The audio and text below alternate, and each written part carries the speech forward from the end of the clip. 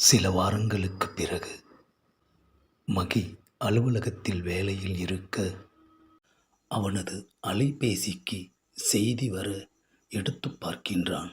வழக்கமான இடத்தில் 6:30 மணிக்கு இருப்பேன் மகி.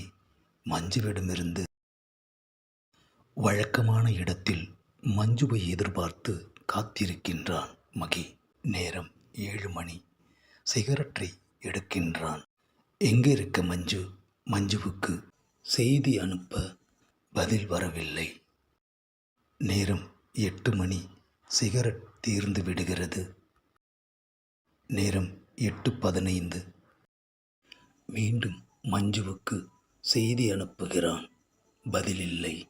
மனதில் பயத்துடன் அங்கிருந்து கிளம்புகிறான் மகி. மகி இருந்த இடத்திற்கு வரும் மஞ்சு மகி இல்லாதது கண்டு கண் கலங்குகிறாள்.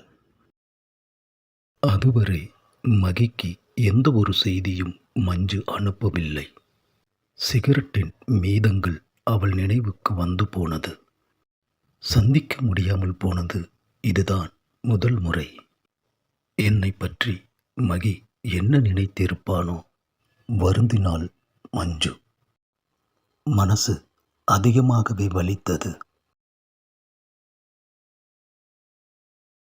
மகியும் மஞ்சுவை பற்றிய யோசனையில் இருந்தான்.